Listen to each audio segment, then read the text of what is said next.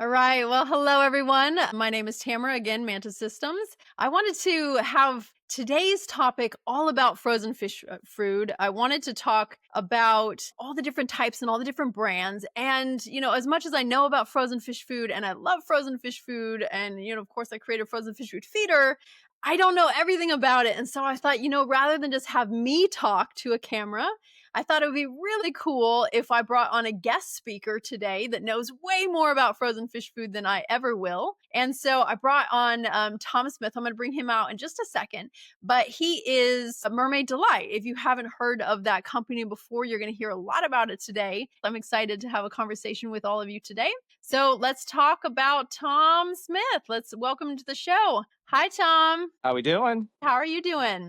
Not too bad, not too bad.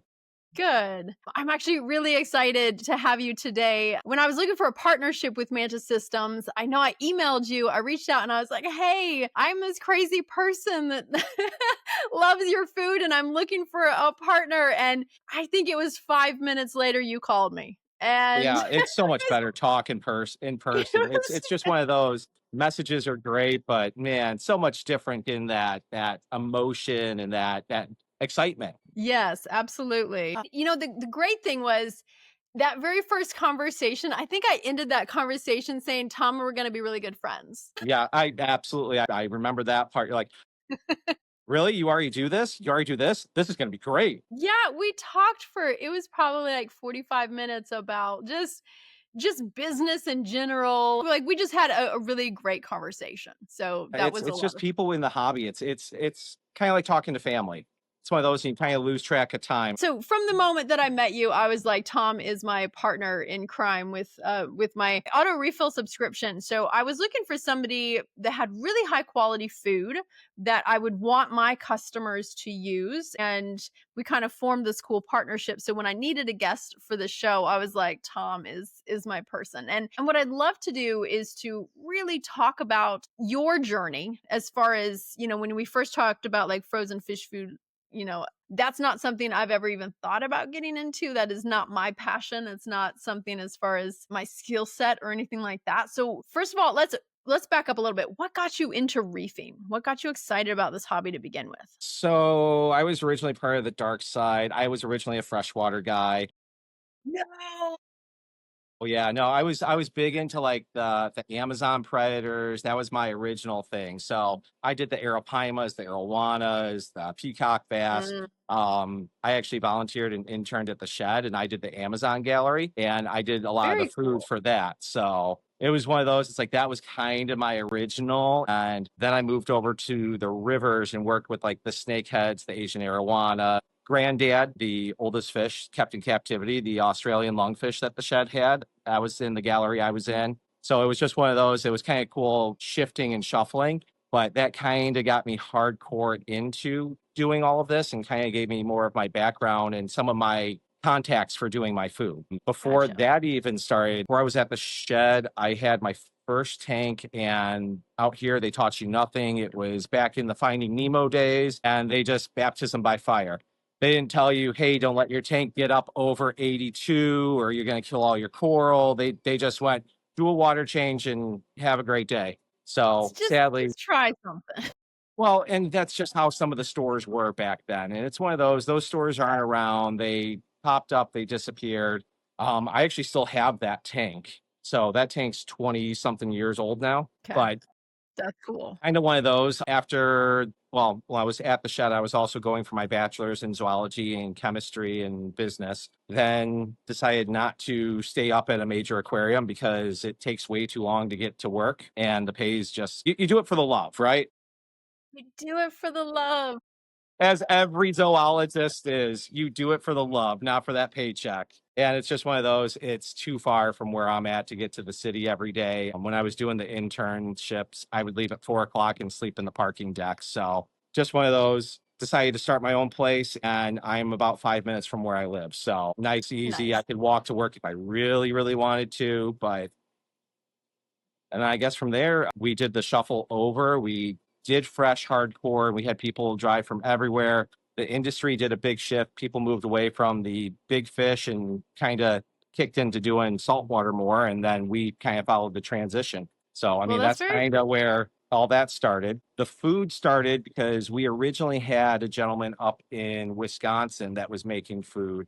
He got tired of doing it. He was only in like 3 or 4 stores, wasn't very animate, wasn't out, wasn't hustling, wasn't, like like, putting it proactive. out Yeah. there. Yeah, yeah. I mean, he had a great product, and I like that he had a 10-ounce package. That was my big favorite thing. I like the volume. I mean, one of those a lot of our competition have smaller packages. I mean, if you're gonna get a 6-ounce or a 7-ounce at the same price as a 10-ounce, it's pretty easy math. So, I mean, that really kinda, I guess, catapulted us. I mean, I have some stores that they're like, "Do you make a 2 ouncer?" I'm like, What's the point of that? By the time you do that and you package it, you wasted too much time on such a little product. It's kind of wasteful. But I mean, we do the cubes. I mean, that's, I guess, my compromise was doing the cubes. So I mean, that's been a big hit. We launched those last summer just because you got people, they like the food, but they go on vacation and you're trusting your friend to feed them. Usually they like to overfeed, but if you tell them, "Hey, 1 cube,"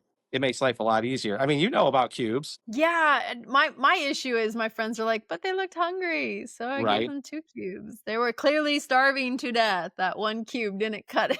And you Yeah. come back and it's just like, "What?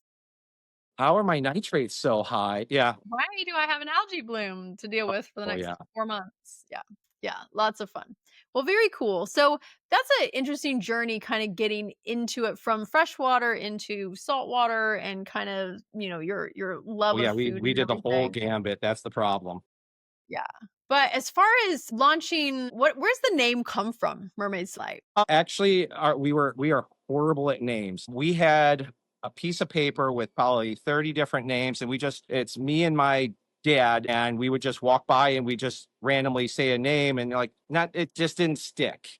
And that was Yeah. a lot of them. It's like, it just isn't catchy. And then Mermaid's Delight wasn't even one that was on the list. And he blurted out something. He's like, "Yeah, just name the stupid Mermaid Delight stuff and let's get this going."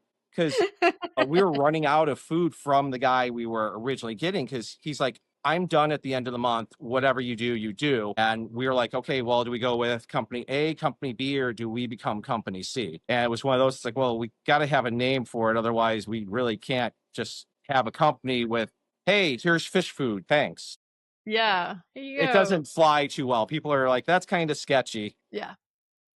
Yeah, it's funny, like, my company name, I actually had before my product. Actually, I had this dream, and I just came up with this logo design, and I was like, "That's the logo for my next company." Like, I didn't know the product to go along with it, but that was the all the other companies, I had such issues coming up with the name like you did. It's like, it's such a monumental decision, and this one was Well, like, yeah, because you're "Use stuck this with one for it. me." That's You're the hard stuck with part. it. It's like, Yeah, especially when you create if I a don't like it, what are reputation. you gonna do? You can't go back and change it. No. You I can mean, you change can't. logos a little bit, but you're not changing your name. Yeah, Well, do you remember back in the day, the salt used to be called 40 Fathoms? It's yeah, now Crystal Sea, yeah, but they went through a huge rebranding because they went international. The old books. Was that 80s, 90s? yeah. It was like, I think, what, early 90s, I Yeah. think? Yeah, I think so. So, I love talking to entrepreneurs because we are kind of a weird mix of people. Like, we are, To say it workaholics, nicely. and we're one of those odd people that would rather work 80 hours a week so you don't have to work 40. Like, we're a weird mix of entrepreneurship. And when you talk to most people, like, they just don't get what it takes to run a business because, you either see failure or you see success. You never see like the companies in between or the getting off of the ground. That's such a unique kind of experience. And I know for myself, I have to wear like every single hat in the company. You have to be the accountant and the marketing person and you know, and I would imagine it's the same thing with your company where you have to kind of first of all do a lot of the different roles, but you have to learn them and figure them out and do it quickly before you make really big mistakes. So Yeah. as you've started this journey, what is like one of the biggest hurdles that you have done like, with your company? Is there a good story somewhere? Our biggest thing was increasing efficiency. Yeah, that's hard. Because I mean, you start moving larger volumes and it's like, okay, we're not going to waste 3 days just making food. It's like, okay, well, how can we get this down to half a day, but still get the same amount of volume, but still keep the same protocols? The other one, we send out emails for our stores. Nobody ever reads them. That's true. I don't read them It's the either. worst thing. It's like we send out, it's like, hey, we're doing this, we're doing this. Talk to people like a week later, they're like, oh yeah, I didn't read that. I'm like, so No. you're on the phone. It's like there's no way to take away and speed up that personal interaction, which is kind of my big thing with this. It's like I like that I can talk to my people. I know, hey, they're going on vacation, I'll leave them alone. Hey, you guys are in town, stop in. We're coming through town. When are you guys open? I mean, we've done dinners with a lot of our people. I mean, it's just one of those, it's small business. I mean, you don't want to take away that personal aspect, but at the same time, it's like, well, you can only go so far with it Yeah, you without, can only go to so many dinners. yeah, You and can you only have only so many hours. it's so many hours in a day. Yeah. Yeah, that's definitely that's a real concern is, like, that scaling. And, I've talked to you recently, and you're getting into, bigger accounts, and you're starting to go a lot more distributor, national, like, and so that kind of strategy where it is the small mom and pop kind of very personal, it's very hard to upkeep that. You don't wanna lose it, but you also Mhm. logistically, that's really, really hard to do. This week, a lot of my calls, I'm like, hey, I haven't seen you guys, or like, oh, we're getting it through the wholesaler, but we're glad that you still reach out and check in. And I'm like, oh, that's great. Cause that's kind of what I want to do. It's like having a retail account. It's like, okay, well, you got to have some volume, but if you go through my wholesaler, you can get a pack here, a pack there, especially if it's a wholesaler you're using every week, every other week. And it's like, it's still my product. I just still like to check in and make sure, hey, how are you guys doing? How's family been? How's summer treating you? Especially summer in this industry, Yeah. it's It's rough. hard. It's Yeah. hard. Yeah, whenever it's nice weather, you don't see anybody. No, no, it's like, "You still got a tank? I mean, I haven't seen Yeah. you in 3 months." I got a Tang, I'm just not looking at it. Yeah. Yeah, and that I mean, but that's where the cubes and the auto feeders and that kind of stuff really comes in handy because at least you're still sticking with your status quo. Yeah. And I will say, like, one of the it's really nice that you're going the distributor route because you do have to hit those minimum supplies when you're ordering direct from you. As a store, I used to way back when, I used to order like LRS and I had to order direct. Well, you had to spend, and I don't remember the numbers, but like $500 in Mhm. frozen fish food. First of all, as a store, that's a lot of your money, but it's also a lot of your freezer that you have to use and then sell down and then make a really big shipment versus if I can just order 2 of these, 3 of these, 4 of these every time I get a truck shipment every single week. Yep. So that's really nice for a lot of the smaller fish stores that don't have the big budgets. I was never a big fish store. I didn't have a big budget. So bringing in a bunch of different brands was hard. Oh, yeah. Which, I mean, variety is a big thing. I mean, we don't eat the same thing every day, but that's kind of where we also went with our food. We've got 30 different things in it. So there's a little something for everybody. Yeah. And that's very, very cool. So you mentioned that you and your dad kind of own the company, but it's kind of a family business. I think your kids Yeah, help yeah, there. yeah. So, me and the old man, we make and we pack and we do all that. So every bag is actually packed by hand still. All the cubes are packed by hand. We're not doing machines. The kids come in. My little guy will usually pull the orders because he's got his own little cart and his little cooler, and he'll go with the invoice and he'll go and he'll pull. And he's very big that everyone gets their stickers. That's his. Very He's like, nice. everybody likes stickers. I'm like, yeah, you're right. Actually, it's more adults that like the stickers than the kids. True, it is true. You go I to the mean, trade show and it's the adults oh that my are grabbing gosh, the yes. stickers from every booth. Well, yeah, we were just at Reefapalooza and I had more adults come up. They're like, can I have a sticker? It's for the kid. I'm like, I know it's for you. You can have one. Yeah, Like, don't lie. okay. Yeah. You I'm like, need don't 2, use your 1 for kid. you, If you 1 for need the kid. two, great. I'm like, I see your backpack. It's got stickers all over it. Yeah, we're not fooled. Nobody's fooled. That we Yeah. know the sticker game is for the adults. Yeah. And then I was going to say, the girlfriend and our youngest daughter, they do the cubes usually. Yeah. So they come in and they So help with that. so it's an interesting dynamic having a family business. I think that's really cool, but I bet it's kind of hard balancing out that work-life balance. Like, when do you, like, shut off the whole business part and Seven- go more family? I mean, No, that's and I kind of mean, hard, right? It's like not it's really, like all work. but they like it. That's where it's like we don't smother them with the whole work and business and everything like that. It's like, hey guys, come in, help me get this done, and we can get out and we can actually go and do something. Yeah. Like we were just out. So I did Reefapalooza. Was that a week and a half ago? We did Reefapalooza New Yeah, in York. New York, yeah. We were there at the beginning of the month playing Pokemon. So it was one of those. So That's we cool.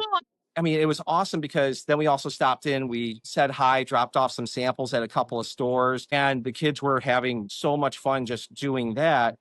So, I mean, there was one NY Aquatics. I'm going to name drop a little, but NY Aquatics, they've got a Neptune grouper, and our youngest daughter is very big on taking photos. I mean, some of the photos she got of their high end stuff, like there's things I haven't seen in years, like raw iron butterflies.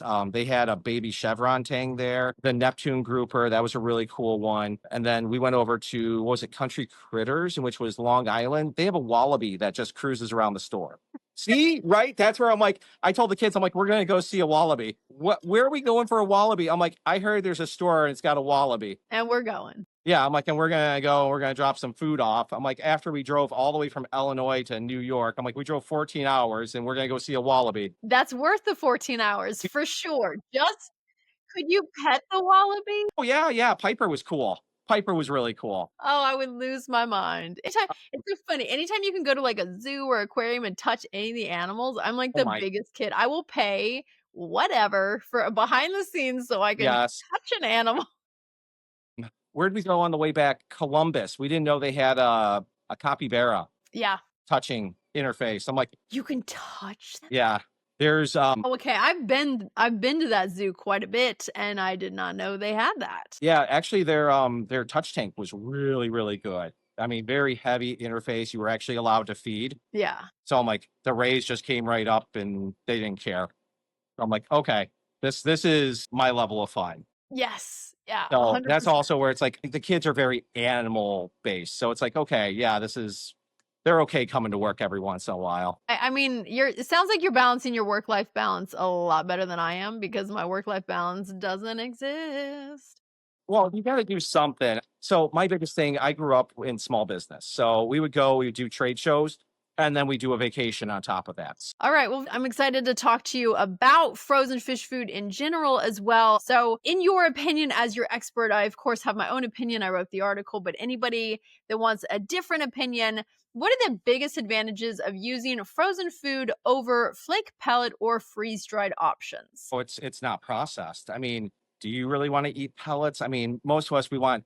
I mean, your highest nutrition is straight from the ocean, as fresh as can be, live. And then it's frozen slash fresh, and then you start processing and you start breaking down a lot of your proteins. Especially, I mean, you start baking. I mean, think of it this way: if you get stung by a lionfish, you're supposed to warm it up as warm as you can handle and denatures the proteins. Well, you're doing that to your food while you're baking it, turning it into a flake or a pellet. So, I mean, a lot of your stuff's not there. It's just not as hearty, but you also don't get that feeding response the same too. Excellent. All right. The next one. How important is ingredient sourcing in frozen fish food? Are there any red flags hobbyists should watch out for when choosing a brand? I have a lot of people that when we first started, we had a lot of people like, oh, well, I could just go to the grocery store and get it. It's fresh. I'm like, actually, most of the stuff you're going to get from a grocery store is actually unthawed, put on ice. Your biggest thing for that, a lot of your shrimp has trisodium phosphate, in which, I mean, that's a horrible thing for your tank,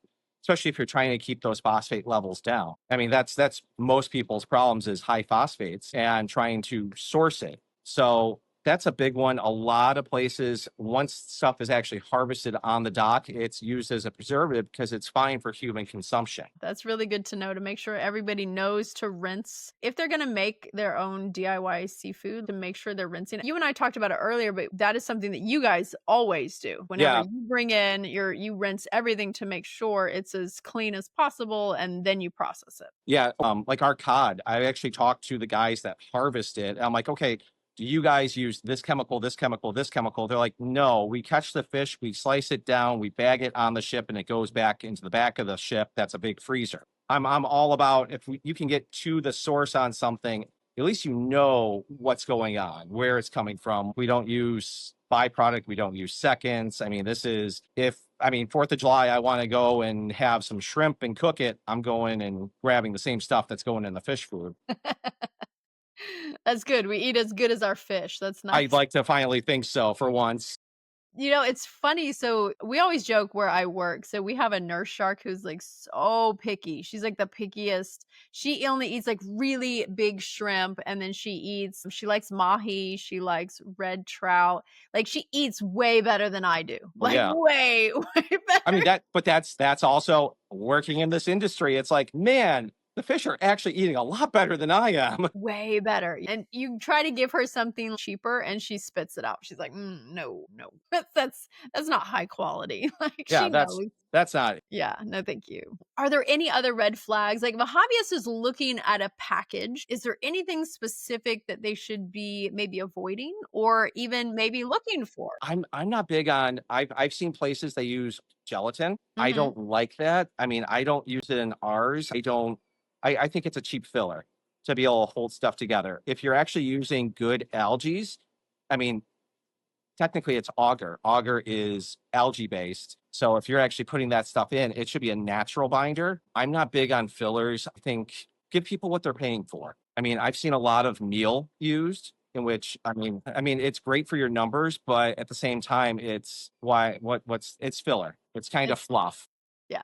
And I think you and I differ on garlic because I like a little. you put garlic and I'm like, I'm not putting garlic in myself. Yeah, I put a little because it's one of those like the verdict's still out. I mean, Verdict's yes, it's been out for years. I mean, but at the same time, I've actually used my stuff for fishing. So we'll actually use like our after we do our cleanup, we'll use that and we'll actually use it for fishing. Yeah. And I mean, as soon as it hits the water, you can see that feeding response. And it's that garlic. I It's mean, the garlic. that's Okay. the hard part. Okay. The garlic is really it's the oils in it. I think I would argue it's your food, but if you wanna argue it's your garlic. The garlic one, it's one of those, I'm like, we use so little too. Like, I think it's something I've seen it overused a lot, and I mean, I've seen people just, like, cup of garlic and dip stuff in it. I'm like, "That's a little overkill." Mhm. Yeah, I've seen a lot where, like, you open up the package and you're just like, "Oh my god." Yeah, yeah, I've It's seen that. crazy, and, like, you have to go wash your hands, like, and then you smell like garlic. You're like, What how much is in Well, there?" I wonder if it's being used to cover other smells too. It's interesting. I hadn't thought about I mean, that, it is but an probably. overpowering smell, but I mean, usually when you eat seafood, you usually use lemon to clean. I wonder if that oil is more overpowering than whatever's actually in there. Yeah, that could be. So, speaking of controversy, I gotta ask you the controversial question. I got to rinse or not to rinse? What is your opinions on it? Because it's all opinions. Like it's just whatever we do. There's no I right don't I answer. don't rinse. I I don't. think there's so many good little things. I mean, because if you start looking through like what's actually in there, and if you're rinsing, you're gonna lose a lot of your oyster reproductive parts, your rogue, your calinus, you're gonna start losing that GP 5100, the decap brine shrimp eggs. It's one of those, it's like, yeah, I mean, I can see where some people rinse, but I've also seen people rinse and then pour the rinse in. I'm like, so what was the purpose of that? What was the purpose? I don't know. That's where I'm That's like, like an extra step. yeah, I'm like, What are we doing? I don't get what you just did because that contradicted everything you just did.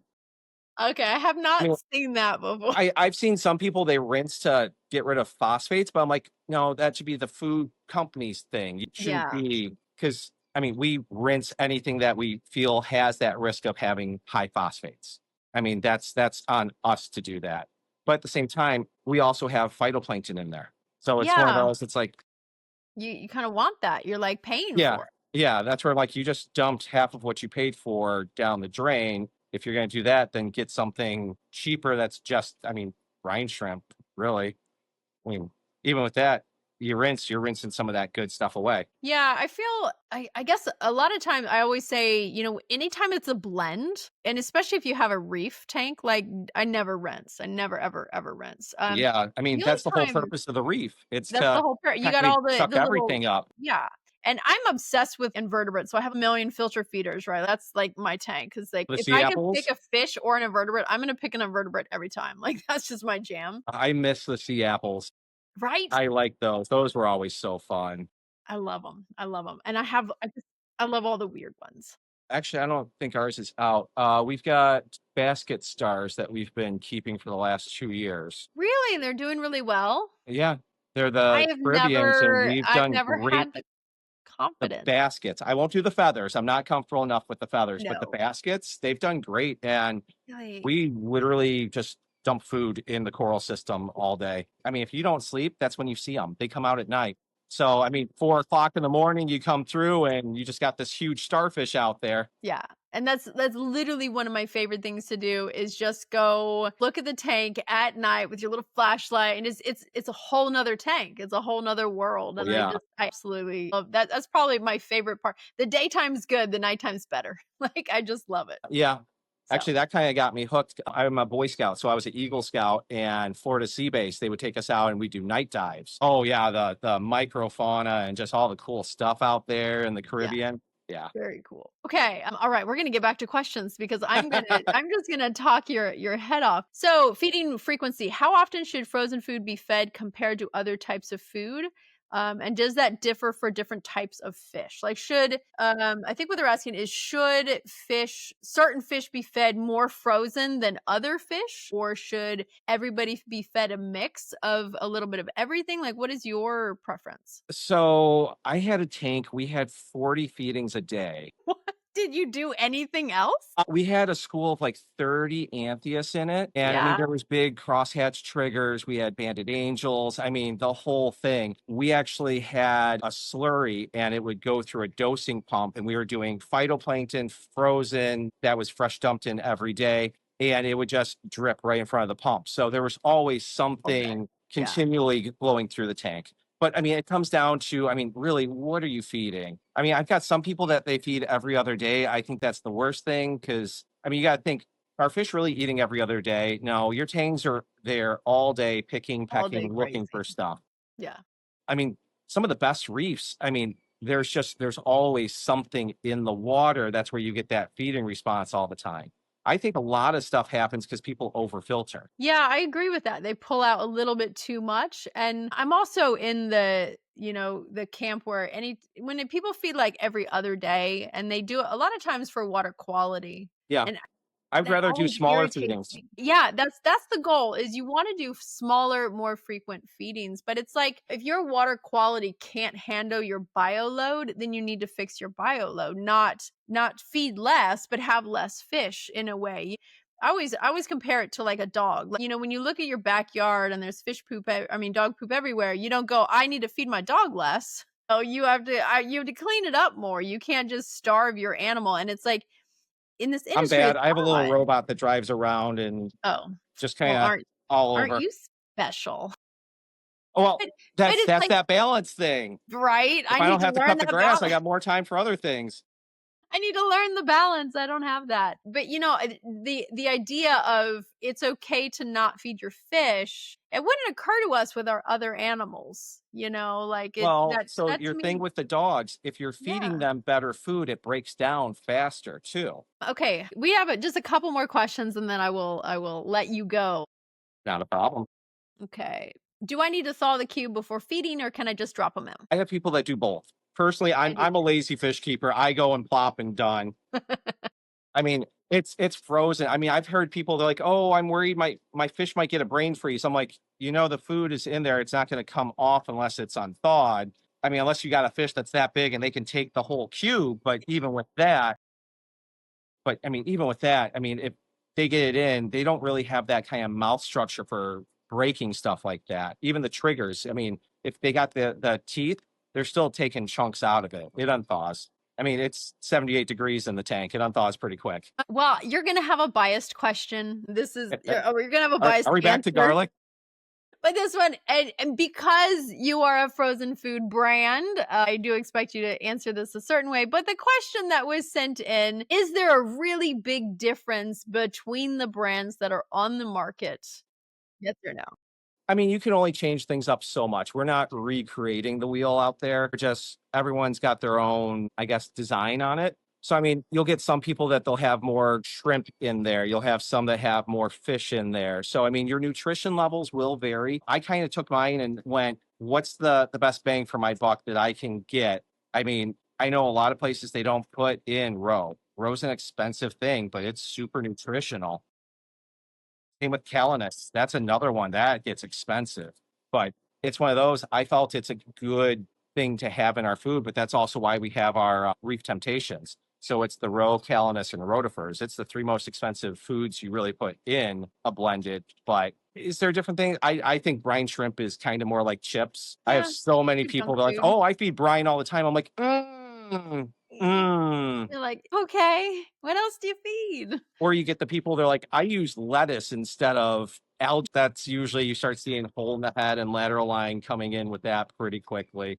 I was going to say the shed, we used romaine, but it was also once a week. I mean, I've seen sweet potatoes used. I've seen Broccoli. broccoli. Yeah. Especially when you get some of the bigger guys, but some of that stuff doesn't break down too well. Yeah. I used to feed peas when I had a fish that was, like, constipated and couldn't, Yep. like I used to feed for little Peas and frozen was it peas. Epsom salt baths? Mhm. And Yeah. that gets them back up and moving.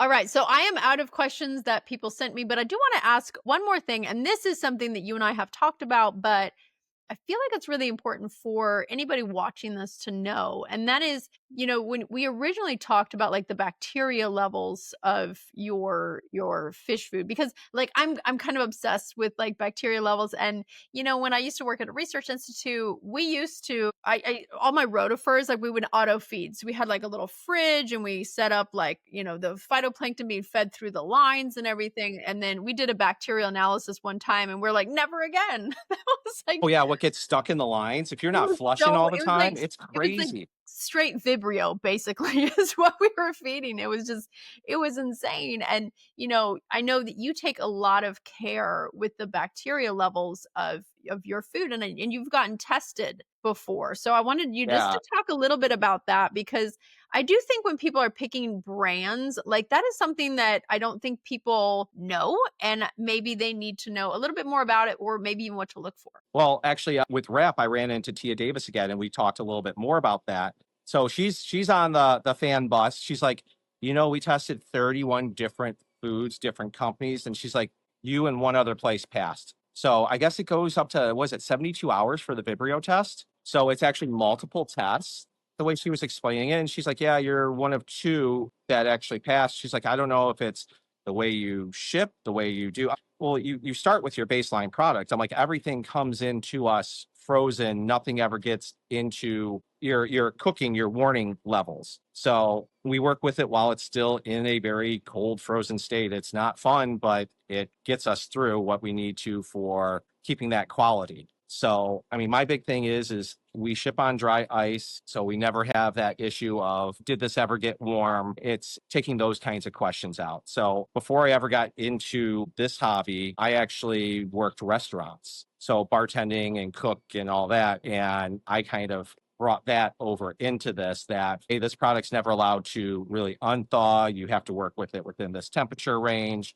I mean, we're spot checking throughout the whole process of making it that we never actually get too hot. So, do you do all the prep work in a fridge or a freezer? Oh, we How got does a big that work? walk-in. We got a 12 by 12 walk-in.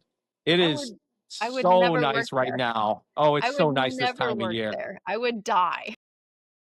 I've got Are you just the layered? jacket I have. Oh, yeah, I got one of those big, like, Eskimo jackets, and I'm like, "I don't know how this thing's actually keeping me warm." And I'll go in there, and I'll have, like, my water, and it's like, "Oh, didn't drink it fast enough, it froze." It's one of those, it's like, okay, I would rather not be cold, but you gotta do what you gotta do for the food to make sure that you keep everything where you need to. I wanna get a big walk-in fridge. I'm like, especially if we keep elevating our level of demand out there. I'm like, okay, well, we gotta find a way to and keep processing, but we do small batches. So we do like 100 packs at a time because we can keep that quality in check. Yeah. And that's great. And I will say you're gonna have to step it up because of our partnership. Hopefully, you're gonna take off, and you're gonna have to do handling all of our auto refill subscriptions with our Manta Systems feeder, which I'm very excited about. And I hope that you will do me the honor. I'd love to interview you again, specifically about the subscription service that you're going to offer, the food that you're going to offer, what that's going to look like for the customers, like the boxing, the dry ice and all of that kind of stuff. So I guess I would love to just set up another time with you if you are good with Oh, that. yeah. Oh, yeah, Okay, yeah. Actually, that my would biggest be one was just the little made in America. I mean, people are all about it. They're like, "Yeah, you should put those stickers on there." They're like, "You are small business, you are mom and pop." I'm like, "Yeah, that's absolutely." And I like that. At Reefapalooza, we had everybody that uses our food actually signed our banner because that's so I cool. think it's so cool because you walk by, you're like, "Oh, hey, there's that guy, there's that guy. I know Yeah, that guy." I mean, so we've got Champion Lighting, we've got Jason Fox, Tia Davis. There's got to be 100 and something signatures on it. that That's is from like so awesome. And that's a cons cool, like, you get to keep that. Oh, Like, yeah, it's yeah, on no, the wall that's on the somewhere. big freezer right now, so I'm like, "That's kinda cool." I like it, it's small business, it's personal, it's we actually sign every banner that we send out for the stores, so it's one of those, it's kinda cool actually meeting all the stores too, because we had a guy from Washington that was actually out there. I'm like, "Oh, Oh, that's cool." I'm like, "I would never get to meet you any other way."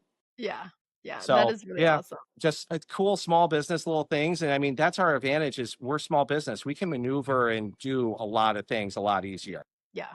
Yeah, which is what I love, and of course, I'm a small business as well. We're gonna be made here in Texas, and, it is really kinda cool creating your whole team, everything is stateside, you're sourcing all the components and the supply chain and everything as much as possible. Yeah, that's where it's like, I mean, it's small business and people enjoy that. That's where it's like, but if they got a problem, they know who they're talking to and how to get it fixed. That's a huge thing. I know that I can pick up the phone and call Tom, and Tom's gonna answer, and he's gonna solve my problem, so We had our problem originally. It was our cubes are different than most mhm, other cubes in the industry. yeah. But I mean, we troubleshot that in just about a week, right? Yeah, It didn't that took take no long. time at all, and we were like, "We're gonna figure this out Yeah. because we wanna work Bam, together." figured it out and let's get going. Yeah, no, that's super awesome. All right, well, I am going to, let you go. We're gonna end our interview here. This No, was not a lovely. problem.